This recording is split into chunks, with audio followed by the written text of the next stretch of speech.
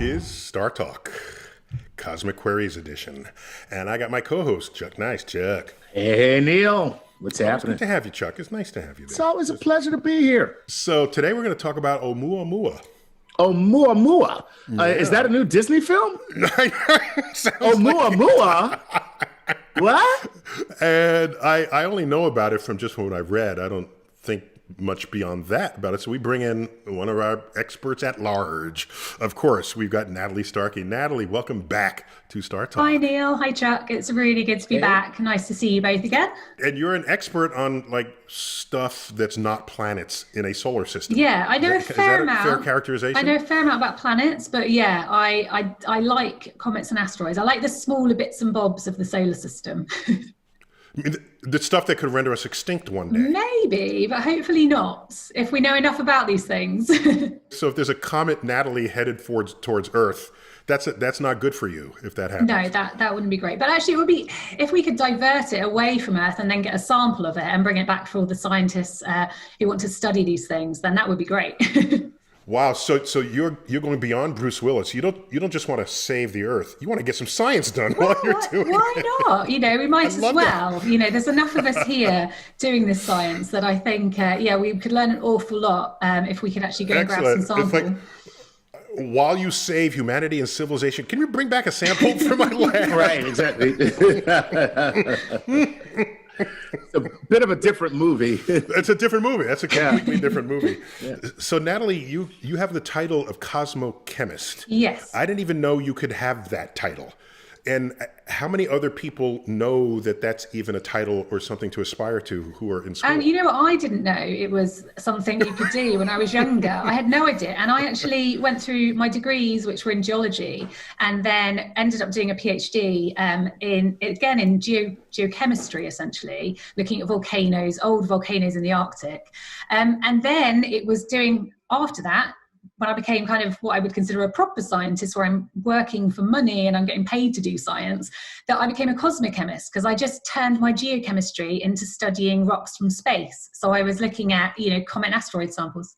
You just say it. You got bored with Earth. Well, there's only so much you can do with Earth. No. I absolutely love Earth, and volcanoes are like my absolute passion.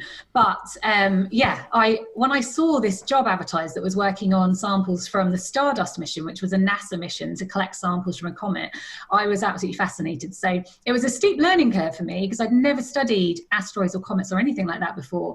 But essentially, the rocks are all the same. You look at Earth rocks, you look at space rocks, they all contain the same sort of minerals, and the way that we analyze them in the lab is exactly the same. We're just kind of finding out different things about them. So if they're all the same, then what's the point?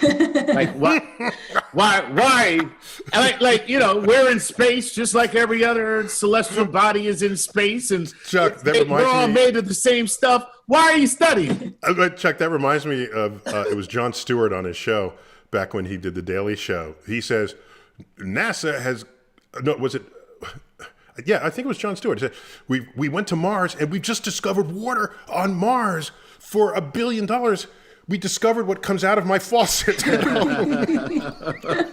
No, it's true. I mean, one of the main reasons that we always argue is that we can't find out a lot about the solar system that we're within by studying our own planet. So we can study our own planet to find about how it formed and what happened over the last few billion years.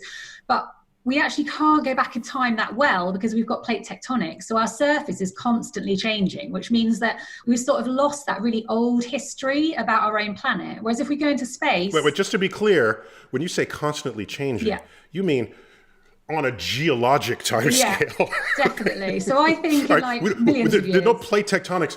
There are no plate tectonics dragging cities down into volcanic magma, right? You're talking about a slow process. But I mean, listen, there's always hope. No, sorry, I interrupted. Keep going. Absolutely fine. Yes. No, exactly. And that should be pointed out, because I often think in kind of timescales of millions, if not billions of years. And that becomes normal to geologists and people that work in space science. So, but yeah, exactly. It's a very slow process. Maybe the plates that we're sitting on move maybe 1 to maybe 10 centimeters per year if they're going very quickly. So it's a very small amount that they're moving, and it's over a very long time scale. But over that time, things change. So continents move and they get, taken down into the earth and melted essentially. And then we get new volcanoes producing new land, which wouldn't have been there before.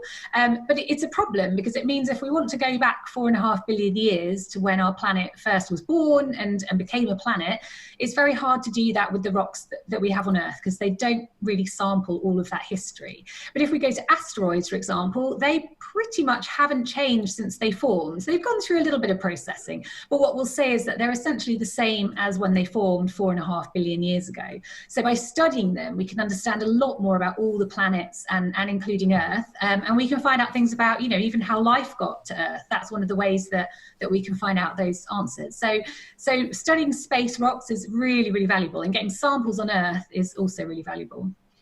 So let me ask you guys. Chuck, Go ahead. that was a big FU to you. Okay, just to that question.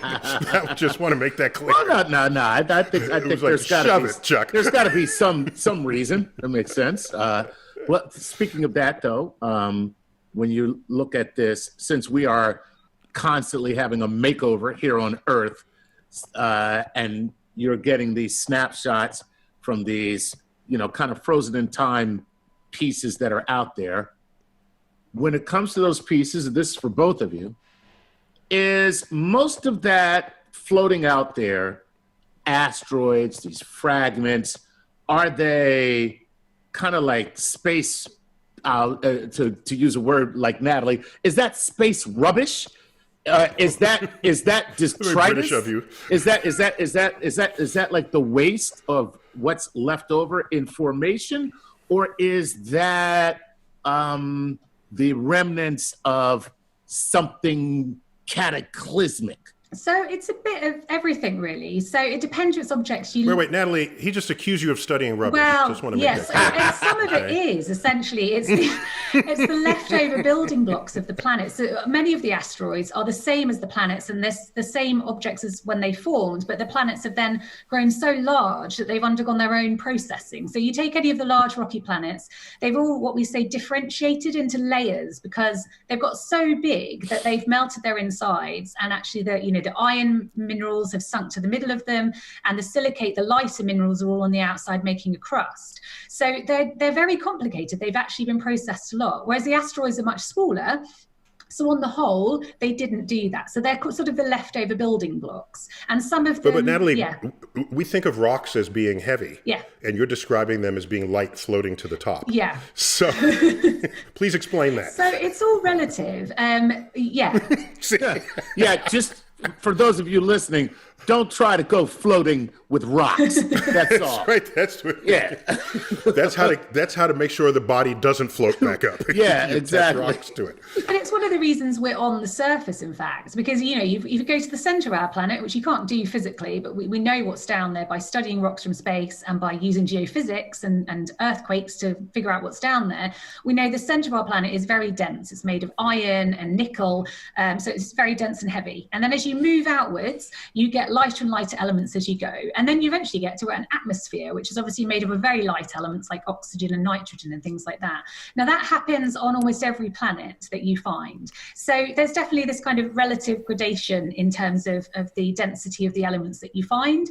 But when you go to the asteroids, they tend to be, there are a few that have differentiated and made these layers, but on the whole, they're smaller objects that didn't do that. So they're the same all the way throughout. So if we sample them, we can learn about basically what is the average composition of our planet if you were to mix it all back together again and take away those layers, which is really valuable because otherwise we don't know what kind of our starting composition is. It's almost like taking the cake apart, essentially. If we're making a cake and we've got all these different ingredients, we can start to see what was in the cake and we understand kind of what we started with, what were our constituent ingredients, which is really important.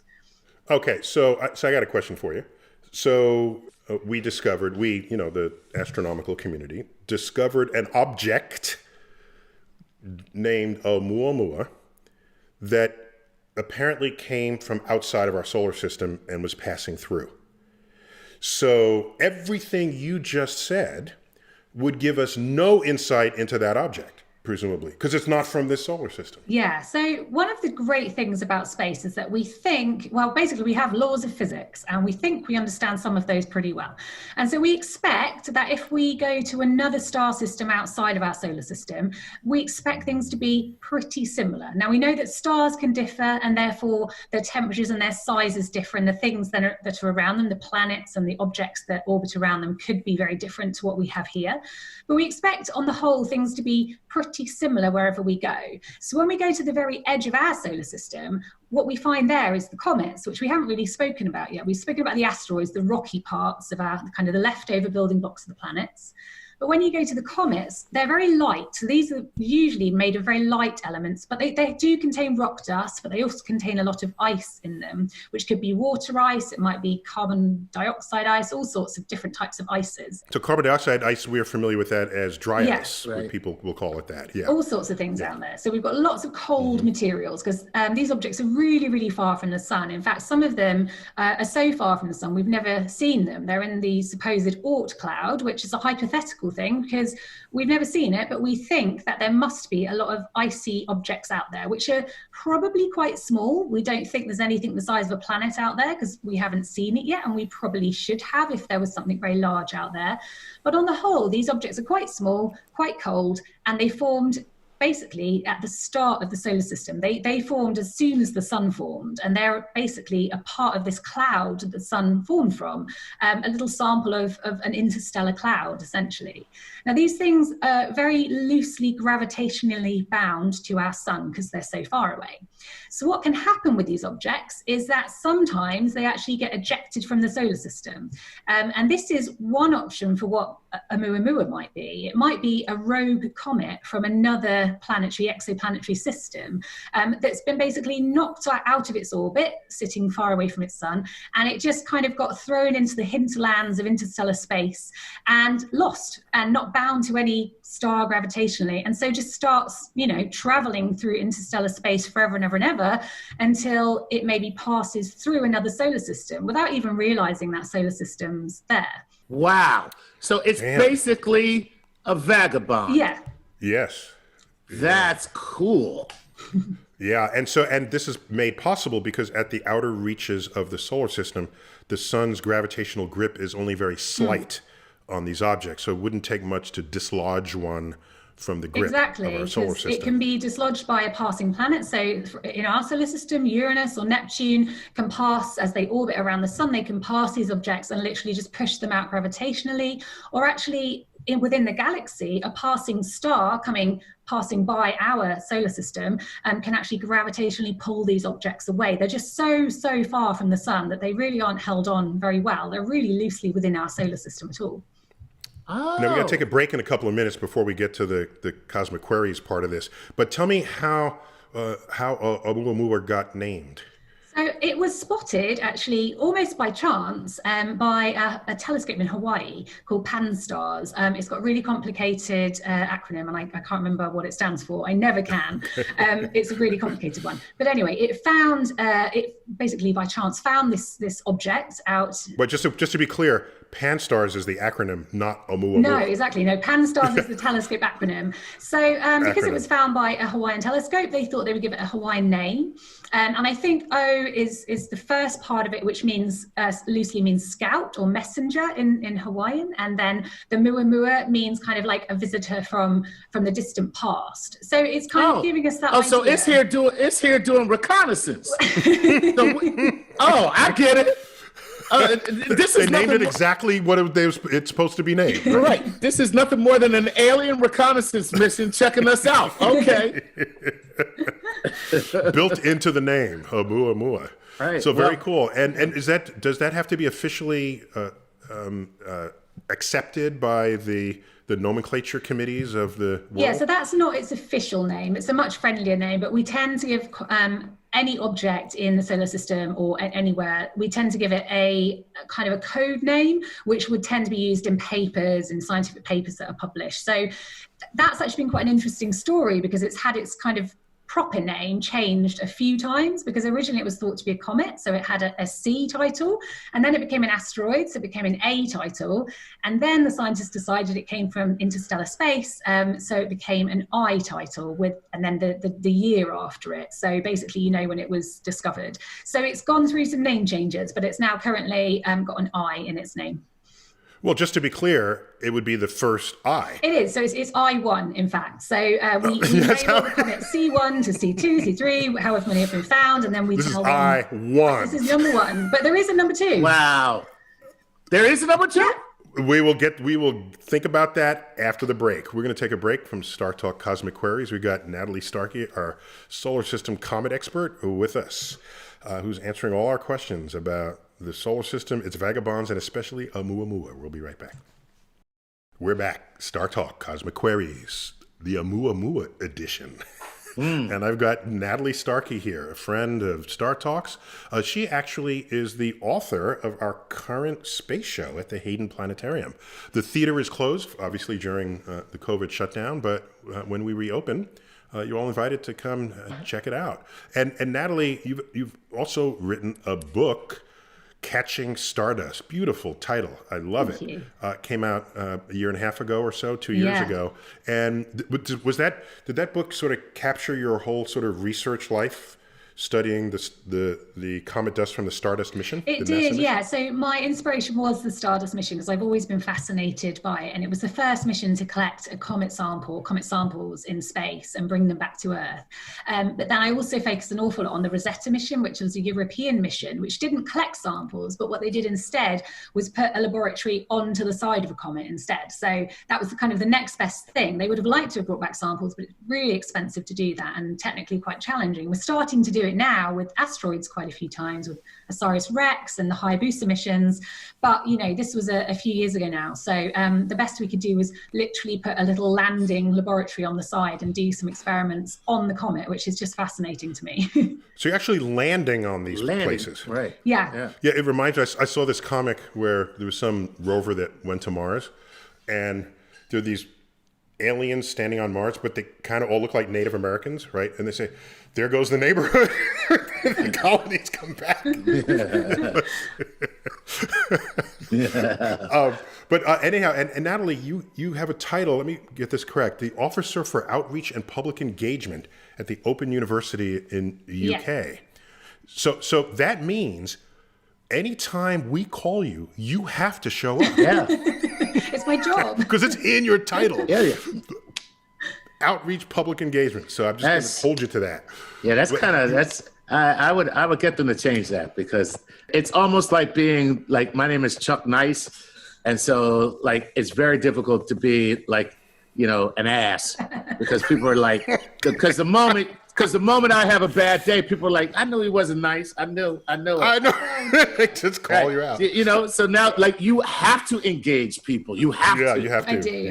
I love doing it as well. And so that's why a few years ago, I did give up full-time science research, because I found that actually I just love it's talking to people about this stuff, and it's always fascinated me, and I've written now my second book on space science, and it's just what I love doing, and I hope that comes Wait, has that book come out yet? No, it'll be out in September 2021. So okay, so we'll get you back on. Yeah, that would be great. Sure. It's about space volcanoes. So yeah.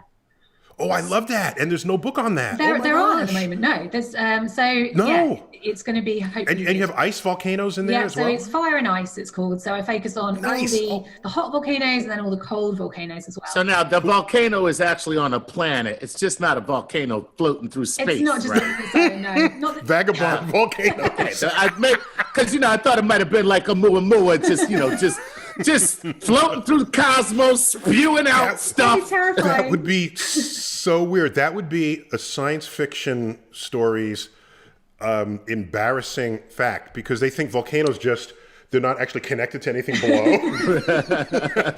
This would be a profound ignorance of geophysics if there's just a volcano spewing lava. Right, like a cosmic locomotive, just spewing out stuff from its opening. Chuck, we solicited questions about Oumuamua. Yes. So what from our fan base? Yes, are these all Patreons?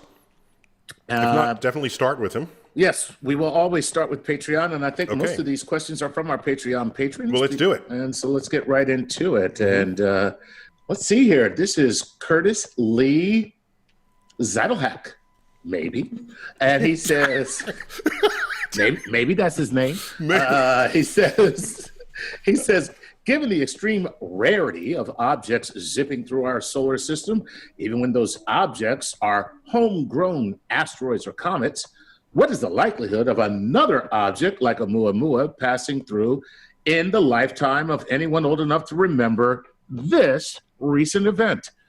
So what kind of frequency would we see? Could we see more of this, or? And is anybody looking for them yeah. so that what guarantee do we have that we would spot everyone that comes through as an interloper? Yeah, maybe we've already missed like 10 of them. Right. I mean, for sure, we've missed probably quite a few. It's very unlikely that this is the first object to have gone through our solar system from another star.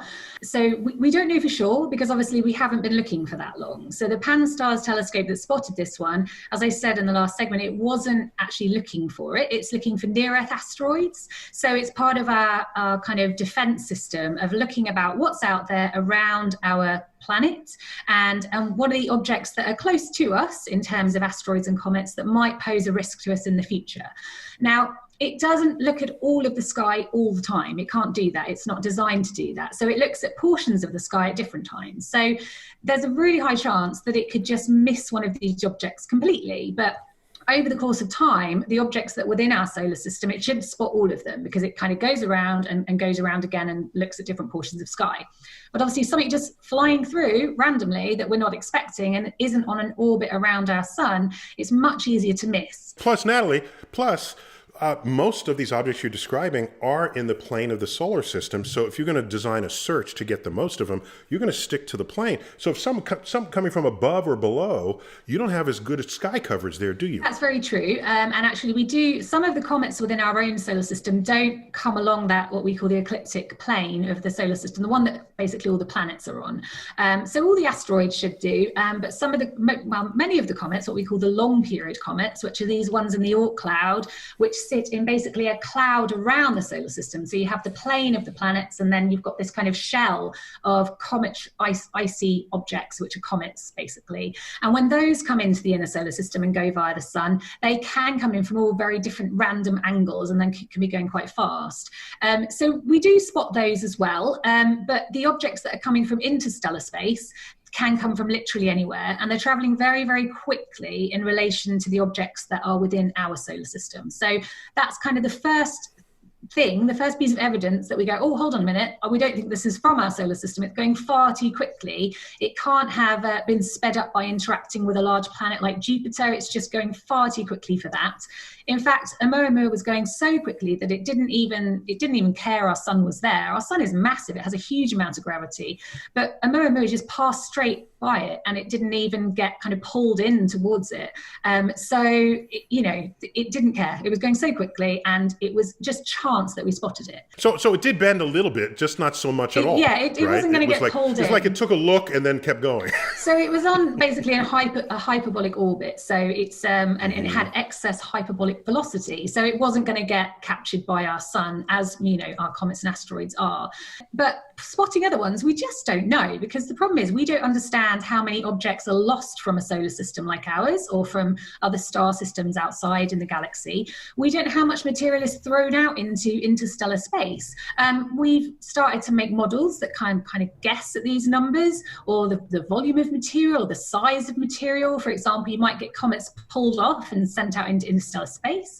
You might get a planet being disrupted and broken apart by interaction with another planet or something, and they can get thrown out. But we just don't know how much is out there. So how many eye objects do we know? We've had two. So we've got Oumuamua, which is number one, and then there was one called 2I Borisov, which was spotted, I think, in 2019 or 2018, and that's the second one. So that is thought to be a comet, but again, it's an interstellar object. So we've got two now that I know of. Two in a couple of years. Oh wow, we are on a roll. We're totally on a roll. So you said the second one was a comet. Now, how do you differentiate between a comet from our Oort cloud, or just, out there past the, hanging around our solar system, and an interstellar? Is it from the way it comes in, or what are the determining Chuck, characteristics? she just spent 10 minutes explaining I obviously didn't do it very well. It's on a hyperbolic orbit. Oh, okay. Yeah. Well, I wasn't. It has a speed that is unlike anything that an orbit around the sun would give you. Gotcha. So that's it. And So now here's a question. Nothing else could give you Let me that help speed. you out. Chuck, I want to help you out on this, okay? Okay. Pretend Chuck asked this question, right? If the object is at such distance from us, how do you know whether it's a comet or an asteroid?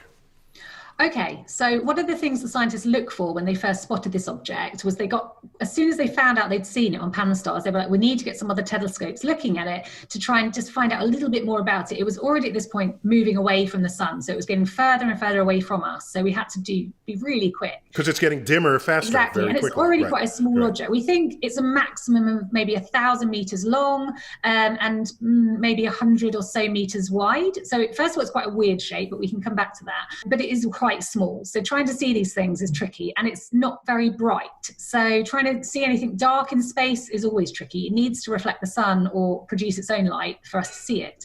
Now, the way it can become brighter is if it starts to produce activity off its surface. Now, we would expect that from a comet, because I explained earlier that we have the comets in the outer solar system. They're very icy. They're made up of lots of different types of ice. Now, when you bring ice close to something hot, it's either going to melt, or if you bring it something really, really hot, it's going to sublimate. So it's going to turn straight to gas. So the ice in a comet, when it gets close to the sun, starts to stream off the surface, producing a gaseous kind of envelope around the nucleus, the rocky part of the comet, and also brings off dust particles with it. So you can see this stuff really quite easily with telescopes. So the object basically gets bigger. Its ability to reflect light improves. Yes, in invisible light. As all this, as this cloud around it grows. So it appears larger, and we see it because it's kind of glowing for us. So we'll see that activity. Now, Oumuamua didn't produce any cometary style activity that we could see anyway. Now, the problem is that we wouldn't necessarily see it because it was getting very far away. I think Borisov, the other one, did produce cometary activity when it went close to the sun. So we could then tell that it had some ices somewhere within its structure.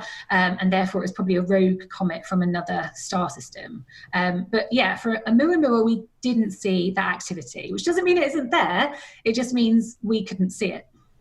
Below the detection limits, as is typically reported in a scientific paper. Exactly. Yeah, it's never this isn't or this is. It's the evidence supports that it isn't, or the evidence supports that it is. Exactly.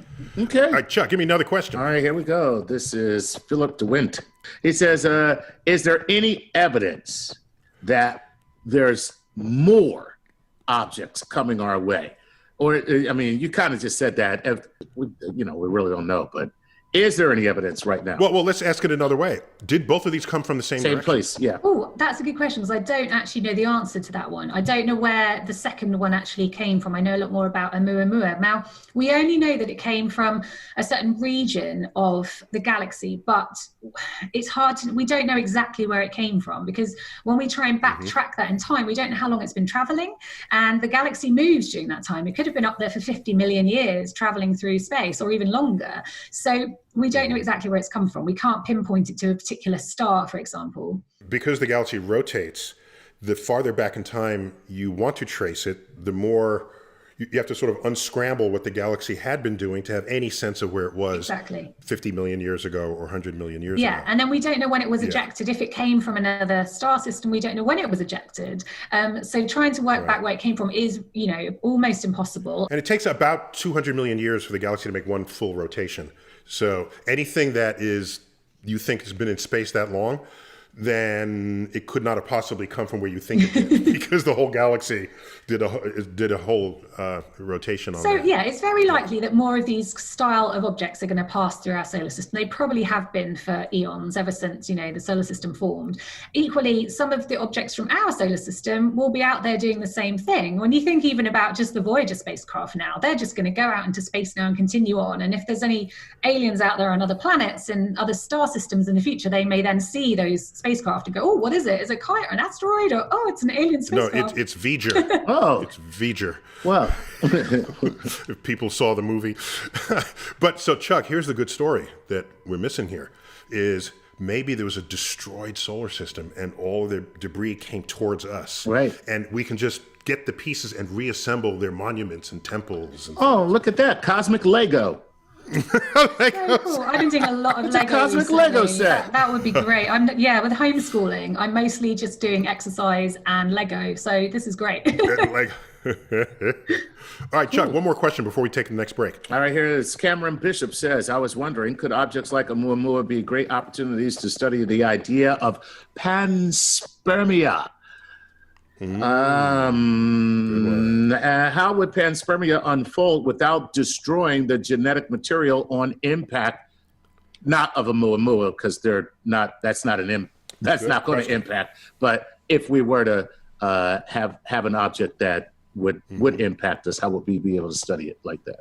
Just to put this in context, there are two levels of panspermia you can imagine. One of them is life moving from planet to planet within a solar system. Right. And then asking whether there's enough sort of forces operating to get life from one star system to another in the galaxy. So I think this question is going to the sort of the limiting case on that. Right. So Natalie, what do you have to say about that? So yeah, it's going to be tricky. First of all, we didn't get to study this particular object enough for long enough to even have any idea what it's made of. We really don't know if it's metal or rock or really what it's made of. So in terms of seeing whether it contains carbon or any other kind of organic molecules on there, we have no idea.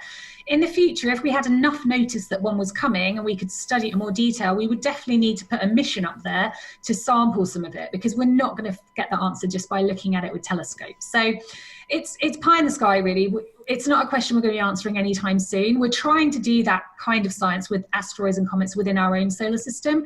And that's kind of the level that we're at. We're trying to get up there and see what they contain. Do they contain the building blocks for life, et cetera, et cetera. So it's a long way off, but it is a good question because we have no idea. Obviously, we have no idea if we're alone in the solar system or in the galaxy or in the universe. So yeah, it's one way that we could start to think about that in the future.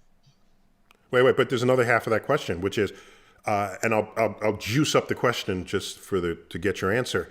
If in fact we do learn that one of these objects has not only organic molecules, but like the building blocks, amino acids and maybe even some life form on it, panspermia requires that has an encounter with a planet, and then that planet gets seeded. Will any of those molecules and early life forms possibly survive such an impact? I mean, it's unlikely, particularly for an object going through interstellar space. First of all, it's going to be subject to really high levels of radiation. And the temperatures are just crazy. But okay, so if something could survive for that long on a small object, which I think is very unlikely, then if it were to collide with another object, that would probably be quite a devastating collision for both parties involved. So I think it's unlikely. After billions of miles in interstellar space at absolute zero close to it, and then all the radiation you're talking about, let me tell you something. I'm not giving up from no fender bender. When I crash into a planet, my response is, that's all you got? This is home. I'm home. Right. So clearly the atoms survive the collision. So if there were organic molecules that had carbon and nitrogen and silicon and all the rest of whatever we need, then those molecules could be broken apart. But nonetheless, you can still think of these objects as feeding the chemical elements necessary for life. Yeah. Prometheus. Yeah, definitely. I That's the mean, movie. we need all those basic elements to make the building blocks for carbon molecules and organic matter. But it's a big step, and we have a lot of that matter everywhere. But it's oh my God! Now I want to ask. Now I got to ask, but I know we got to end, so I'll wait. But we got to take a quick break. But all right, put it on the table, and we'll see. Go. All right, here it is. So based on what you just said, and you talk about comets. Is there a way like a comet could come in and just instead of burning up in the atmosphere, it just deposits what it is across our atmosphere, almost like, seeding, but not necessarily so. When we come back from our commercial, we will find out. You got me. Take a quick break. StarTalk Cosmic Queries with Natalie Starkey. StarTalk Cosmic Queries. Oumuamua edition. The interloper from outer space, interstellar space. I got cosmochemist Natalie Starkey. Always good to have you, Natalie. And Natalie, do you have a Twitter handle you can share? I with do. people? It's at Starkey Stardust. Starkey Nice, Stardust. Starkey Oh man, you get all Stardust. the good. Look Oh at man. that. Okay. Wow. Not only are you a cosmochemist, which sounds like the space version of Breaking Bad, but then you get Starkey Stardust on top of that. Oh man. That's good stuff. Good stuff. Okay. And Chuck's handle is Chuck Nice Comic. Okay. Yeah, exactly. So inventive. So we last left off wondering, you asked the question, Chuck, Yeah. that if a comet can come in and it has the ingredients for life, Right. instead of colliding with Earth and burning up, can it just sort of break up in the atmosphere Right. and then sprinkle down gently? But the problem here, Chuck, is the matter of the kinetic energy it has. That energy has to go somewhere. Somebody's got to eat that kinetic energy. Okay. And if it hits the atmosphere or the ground, all that kinetic energy goes back into the object and it destroys every freaking molecule. So- However, Natalie's Stardust mission managed to collect comet particles with a fast-moving object. So, Natalie, what magic did you guys perform on this mission so that you didn't destroy the very thing you tried to Yeah, collect? I mean, I can't take any credit for it. I just got to analyze some of the particles that were collected. But NASA did an amazing amount of work, and their scientists worked on some material called aerogel, which is basically a very not very dense material, which basically made of silica. It's all made of silica, and it slows down the particles as they're captured. So it was made into like blocks on this kind of tennis racket style collector. So it literally flew through the tail of the comet. Particles from the comet hit this collector and they were rapidly decelerated. But the important part when you do that is not to let the particles heat up. So this material actually took the heat away from those particles as they impacted and preserved them really, really beautifully. In fact, even the really kind of volatile stuff like the organic matter, which should have kind of evaporated away essentially. Okay, so Natalie, what you're suggesting is if we replace Earth's atmosphere with aerogel, then we'd be able to collect anything that fell in. There you go. Chuck, let's see if we can do a lightning round, see how many of these questions we can get in. All right. Okay. Let's see. This is Tony Ham, who says, could it have gotten the shape due to the possible gravitational pull of planets and stars? So, we didn't talk about the shape, but it's... Well, she gave the dimensions. It's like cigar shaped, cigar, right? yeah. Yeah, so it's basically... We're not exactly sure. It's hard to know the shape because we can't see it directly.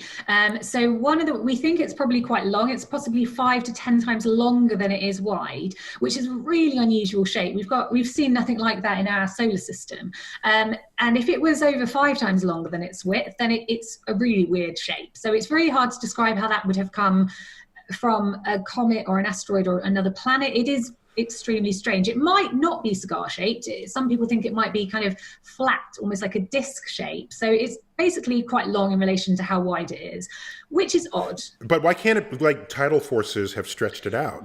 Like, for example, in Comet Shoemaker-Levy back 20 years ago, 25 years ago, that was one comet broken into many pieces. If you couldn't resolve the different pieces and you step back, you might think it's just one long elongated comet. Potentially, but they're all basically rotating at the same time, so that they would be bound in some way, because we use light curve data, which is used in astronomy all the time to look at objects outside of our Earth and stars and planets and things.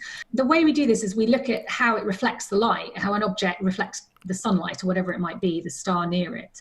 And it's got a very odd light curve shape. So basically it looks like this object is essentially tumbling through space. Normally an asteroid or a comet would just rotate almost very neatly and very predictably. But this is basically tumbling. It's really, really odd. So I think it's got to be one object, because if it was a lot of objects, you probably wouldn't expect to see that pattern in the light curve. All happening coherently. Yeah. Okay. That was a good answer, but it was not a lightning round Oh, answer. sorry. We'll try better next time. I'm going to put you on notice, okay?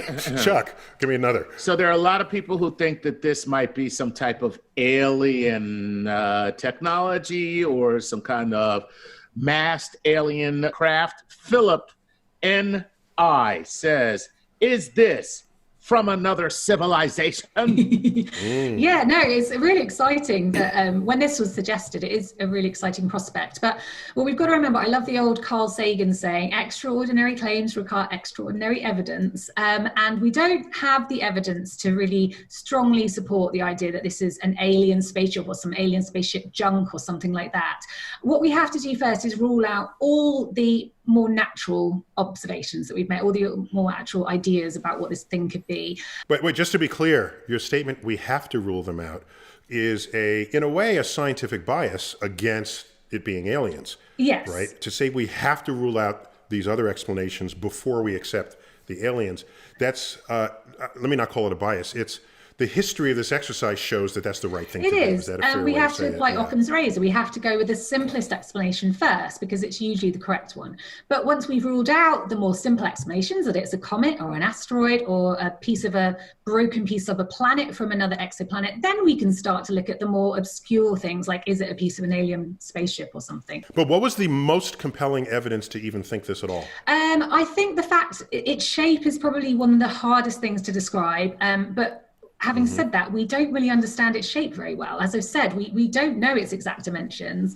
I remember reading that its trajectory through the solar system was behaving in ways that sort of Newton's law of gravity would not have predicted. Is that still holding up, those observations? It basically was speeding up as it went via the sun, but it was not because of gravity from the sun. Now, objects normally speed up as they go towards the sun because of its gravity, but it wasn't happening because of gravity. So we have to explain why it was speeding up, how it got this kind of more velocity as it went via the sun that wasn't due to gravity. Duh, it's aliens. There you go.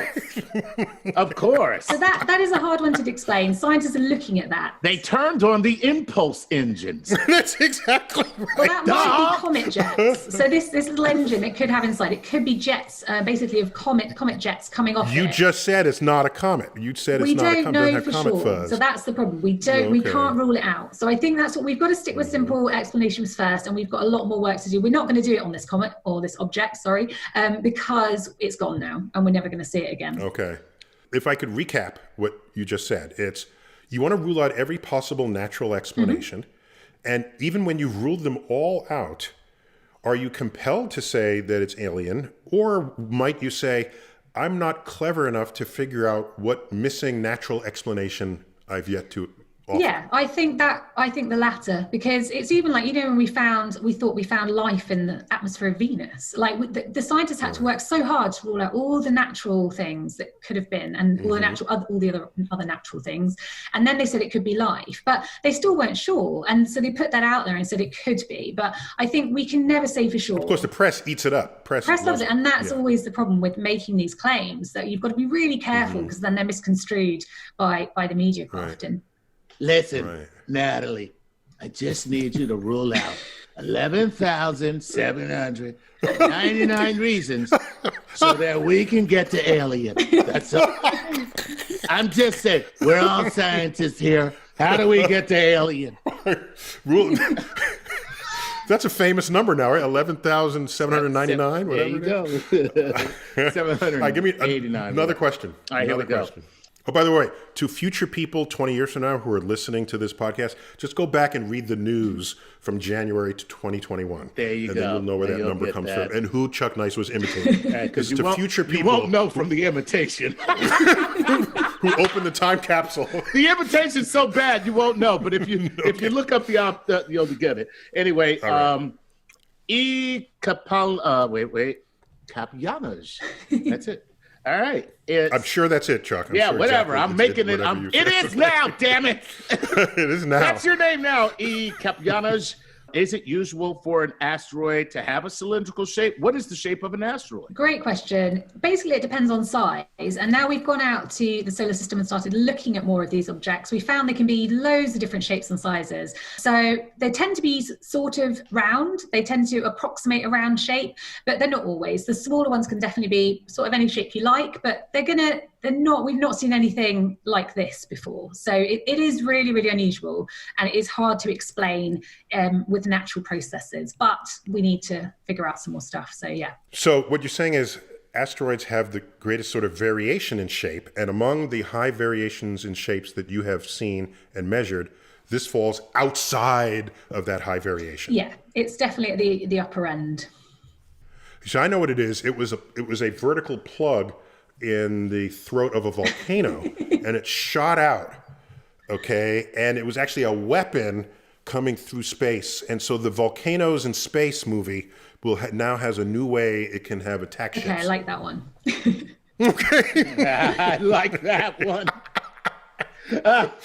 well, Natalie, we'll look forward to your next book coming out in the fall of 2021, and Catching Stardust. It's quite the story that I think everyone should know about. And who publishes that? It's by Bloomsbury. Bloomsbury, I remembered that. That's right. I remember that correctly. Okay. Excellent. Natalie, always good to have you. Thanks for dialing in from the UK. Thank you. No, thanks for having me. For this call. And homeschooling your 4-year-old. So keep that going. I'll continue. I'll do my best. Another 3 months to go. Excellent. All right, guys. Thank you again, Natalie and Chuck. This has been StarTalk Cosmic Queries. I'm your host, Neil deGrasse Tyson, your personal astrophysicist. As always, what do you do to keep looking up?